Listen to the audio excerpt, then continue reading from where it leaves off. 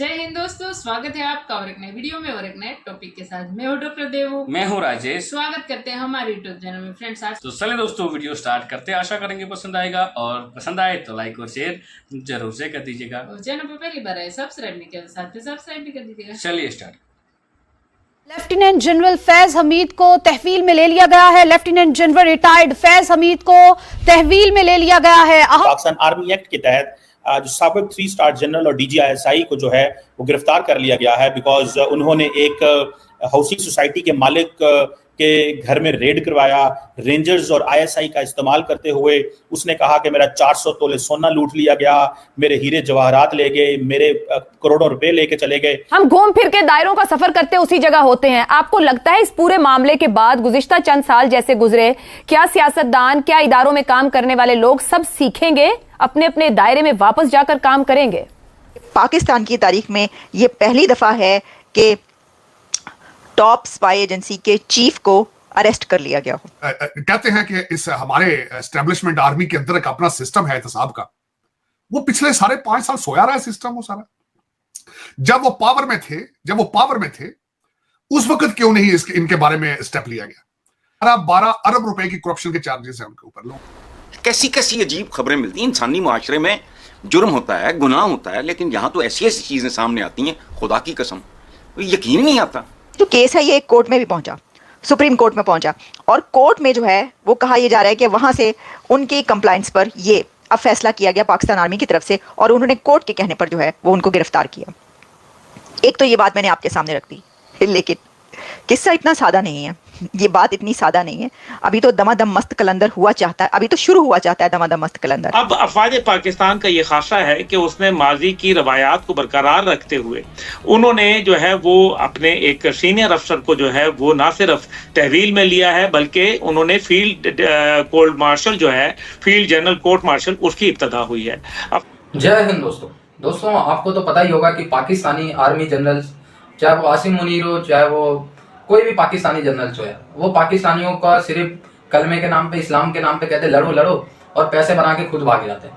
अब पाकिस्तान के पूर्व जनरल की बात कर लें, जनरल फैज, तो अभी तक उनके नाम 12 बिलियन US डॉलर की चोरी लगी हुई है। 12 बिलियन आप इसी से समझ सकते हैं कि IMF से 1-2 बिलियन लोन के लिए पाकिस्तान तलवे चाटता है। तो इससे आप अंदाजा लगाइए कि जितना भी लोन पाकिस्तानियों को मिलता है इंटरनेशनल फंड से या IMF से, वर्ल्ड बैंक से, वो सब इनके जनरल से रख लेते हैं। यार बताओ, पूर्व जनरल 12 बिलियन लूट के चला गया, तो ये ऐसे आसिम मुनीर साहब लूट रहे हैं। साहब क्या ये कुत्ते हैं? कुत्ते हैं भाई, ये मुंह से निकल गया मेरे। ठीक है, तो ऐसी ऐसी तो इनकी कहानियां। लेकिन पाकिस्तानी कहते हैं हम कलमे के नाम पे बने, हम इस्लाम के नाम पे हैं, हम ऐसी कर देंगे, हम तैसी कर देंगे। क्योंकि मदरसे में जानबूझ के इनके जनरल्स पढ़ाते हैं कि मदरसे में पढ़ेंगे तो दिमाग इनका घुटनों में रहेगा, कहीं स्कूल में पढ़ा दिया तो दिमाग हो जाएगा इनके पास, फिर हमारी जनरल्स की दुकान बंद हो जाएगी। इसीलिए जनरल्स जानबूझ के पाकिस्तान में मदरसे में कहते हैं बेटा मदरसे में पढ़ो और दिमाग घुटने में रखो और हम लूटेंगे। इसी तरीके से एक लूट अब पकड़ा गया, पता नहीं इसको सजा होती है पाकिस्तान में या नहीं। अदालती फैसलों पर असरअंदाज होने, सियासी जमातों को तोड़ने और बनाने, मीडिया को दबाने के हवाले से कई जर्नैलों के नाम सामने आए, मगर पाकिस्तान की हालिया सियासी तारीख में जिस तरह जनरल फैज हमीद की मुदाखलत की खबरें सामने आती रहीं, उसकी कोई नजीर नहीं मिलती। हर कोई अपने माजी से कहीं ना कहीं सीखता है, अपनी गलती से कहीं ना कहीं सीखता है। हम जहां खड़े हैं, अब हम जश्न आज़ादी भी सर पर है, 14 अगस्त है, 2 दिन बाद। हम घूम फिर के दायरों का सफर करते उसी जगह होते हैं। आपको लगता है इस पूरे मामले के बाद गुज़िश्ता चंद साल जैसे गुजरे, क्या सियासतदान, क्या इदारों में काम करने वाले लोग सब सीखेंगे, अपने अपने दायरे में वापस जाकर काम करेंगे? नहीं, आई डोंट थिंक सो। इनके लिए, इस काम के लिए जो आप सोच रहे हो, जिन बुनियादी जौहरी और लॉन्ग टर्म मेजर्स की या ज़रूरत है, वो नायाब है, वो ना हमारा मिजाज है। और पाकिस्तान के बारे में तो मेरी कंसिडर्ड ओपिनियन है अनफॉर्चुनेटली कि इसका कोई शॉर्टकट है नहीं। अब ये मास्टर प्लान अगर 20 साल का, कोई 15-20 से लेके 25 साल का अगर नहीं होता और उस पर बिल्कुल मज़बन अमल नहीं होता, तो जो मर्जी कर लो। बिट्स एंड पीसेस में नो, इट्स इम्पॉसिबल। ये आप वो हद क्रॉस कर चुके हैं। आप इसको रिवर्स करके देख लें। Top to toe. ये एक बंदे का मसला नहीं है, एक जनरल का मसला नहीं है, 1 2 4 10 20 50 100 सियासतदानों का मसला नहीं है, द इंटायर नेशन। ये याद रखना। कैसी कैसी अजीब खबरें मिलती हैं। इंसानी मुआशरे में जुर्म होता है, गुनाह होता है, लेकिन यहां तो ऐसी ऐसी चीजें सामने आती हैं, खुदा की कसम यकीन नहीं आता कि ये कोई इंसानों का मुआशरा रह गया है। बिल्कुल ही नहीं। बाप को मार दिया, को कमाल है, पहली बार सुन रहे हैं। कत्तन नहीं, किबला दुरुस्त करना होगा और ये शॉर्ट टर्म मुमकिन नहीं। तो ये किबला किधर से और कैसे दुरुस्त होगा? टॉप से शुरू होगा, नीचे से होगा? ये बुनियादी जौहरी तब्दीली किधर से आएगी? कहीं बाहर से आके गिरेगी? डॉक्टर साहब, पाकिस्तान के अंदर एक बड़ा अनप्रेसिडेंटेड किस्म का इंसिडेंट हुआ है। इंसिडेंट क्या कहेंगे, इस पे फैसला आया है पाकिस्तान आर्मी की तरफ से कि पाकिस्तान आर्मी एक्ट के तहत जो साबिक 3 स्टार जनरल और DGISI को जो है वो गिरफ्तार कर लिया गया है, बिकॉज उन्होंने एक हाउसिंग सोसाइटी के मालिक के घर में रेड करवाया। रेंजर्स और ISI का इस्तेमाल करते हुए उसने कहा कि मेरा 400 तोले सोना लूट लिया गया, मेरे हीरे जवाहरात ले गए, मेरे करोड़ों रुपए लेके चले गए। और मुझ पे बड़ी बड़ी लंबी चौड़ी उनकी जो थी वो चार्ट शीट है, आप उस पर बात कीजिएगा। आप इसको कैसे देखते हैं DGISI को गिरफ्तार करना? क्योंकि आज तक इस तरह की मिसाल नहीं मिलती कि 2 साल पहले अभी वो रिटायर हुए हैं और 2 साल बाद जो है उनको गिरफ्तार किया है। How do you see this sir? Top city वाला जो एक वाकया था, उसके बारे में ना सिर्फ इसमें फैज हमीद साहब का कैरेक्टर देखा, इनके बड़े भाईजान जो थे, नायब तहसीलदार जो थे, पटवारी थे, उनका भी पढ़ा। मैंने टॉप सिटी के मालिक का किरदार भी पढ़ा कि वो इतनी बड़ी एक हाउसिंग सोसाइटी के मालिक किस तरह बने, वो भी पढ़ा। फिर उसके बाद जो मैं कंक्लूड ये करता था कि फैज हमीद साहब सिर्फ टॉप सिटी के वो अंदर इन्वॉल्व नहीं थे, वो टॉप पाकिस्तान में इन्वॉल्व थे। टॉप पाकिस्तान सारा चला ही वो रहे थे। लेकिन कहते हैं कि इस हमारे एस्टेब्लिशमेंट आर्मी के अंदर एक अपना सिस्टम है एहतसाब का। वो पिछले 5.5 साल सोया रहा है सिस्टम वो सारा। जब वो पावर में थे उस वक्त क्यों नहीं इनके बारे में स्टेप लिया गया? दूसरा, इस वक्त एलिगेशंस है। मैं मुराद ये है कि मैं इसको सर्टिफाई नहीं कर, 11-12 अरब रुपए की करप्शन के चार्जेस हैं उनके ऊपर। लोगों ने इसके ऊपर, एक मेजर जनरल है, उन्होंने शवाहिद इकट्ठे किए, रिटायर्ड मेजर जनरल है, उन्होंने शवाहिद इकट्ठे कर रखे हैं कि इस बंदे ने 11 से 12 अरब रुपए की करप्शन की है। तो सिर्फ अगर इशारा भेजने के लिए इस बंदे को पकड़ा गया है तो मैं समझता हूं कि ये मकसद अच्छा नहीं था। ये मकसद अच्छा नहीं था। जब इस बंदे के ऊपर चार्जेस मौजूद थे, जो कहते हैं हमारा एहतसाब का सिस्टम है, वो सिस्टम पहले क्यों नहीं स्टेप अप किया उसने?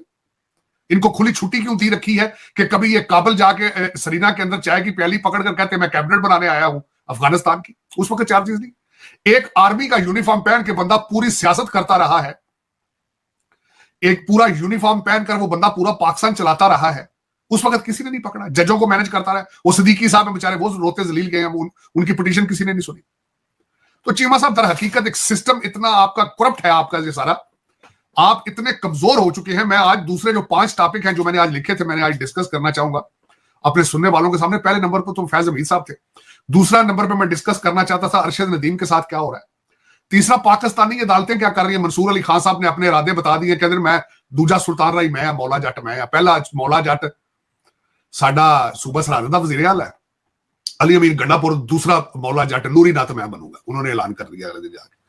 दूसरा, उसके बाद मैं 2 टॉपिक और मजीद जो पाकिस्तान से बाहर निकल के डिस्कस करना चाहूंगा। हसीना वाजिद मैडम का एब्सोल्युटली नॉट का नारा, और उसके बाद पाकिस्तान के अंदर, बरतानिया के अंदर जो बरतानिया का लौड़ा लपाड़ा है, उनके ऊपर क्या क्या इस वक्त कार्रवाइयां हो रही है। मेरी 5 चीजें, और सारी की सारी डायरेक्टली इनडायरेक्टली रिलेटेड है पाकिस्तान की कमजोर गवर्नेंस रिलेटेड। और बताना चाहूंगा कि दुनिया सारी अपने मुल्कों को किस तरह बचाती है। दोस्तों, भारत में आपको किसी जनरल्स की 5-6 करोड़ से ज्यादा प्रॉपर्टी नहीं मिलेगी। यहाँ पाकिस्तान में 12 बिलियन खुलासा हुआ तो कितने का, 12 बिलियन $US की चोरी की है इस बंदे। 12 बिलियन आज अगर पाकिस्तान को मिल जाए ना, तो पाकिस्तान लोन ना ले IMF से लगभग 5-6 साल। इतना रुपए ये बंदा अकेले चुरा के बैठ गया, जनरल फैज।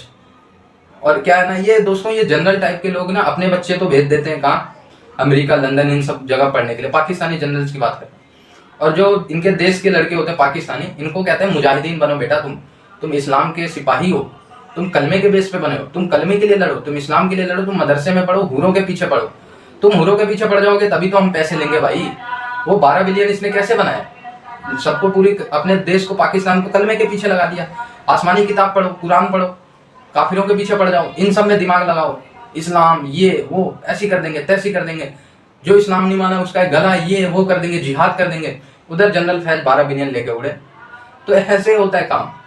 और पाकिस्तानी पब्लिक यही डिजर्व करती। बहुत सही किया यार, इनके जनरल जितना इनको लूटेंगे मुझे तो उतना तसल्ली होगी। इनके जनरल्स इनको लूटें, इनकी माँ बहनों को बेचें, मजा आएगा भाई। ये यही डिजर्व करते हैं। आसमानी किताब पढ़ लेंगे कि जी बस कलमा करेंगे, गजवाए हिंद करेंगे, उधर से जनरल पैसे बनाते हैं, ठीक है। और इधर तुम अपनी माँ बहनों को बेचो, खुद को बेचो, ठीक है, लड़ो मरो कटो, हमें घंटा फर्क नहीं पड़ता।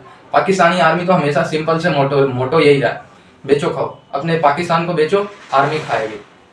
ये ऐसी आर्मी है जो अपने देश को बेच के खाती है, पाकिस्तानी आर्मी। थैंक यू दोस्तों वीडियो को यहाँ तक देखने के लिए। बाकी दोस्तों आपकी क्या राय है इस वीडियो के माध्यम से आप कमेंट में लिखकर जरूर बता दीजिए। फिलहाल आपसे विदाई ले रहे, मिलेंगे और एक नई वीडियो में दोस्तों आपके साथ। टिल देन जय हिंद, जय भारत।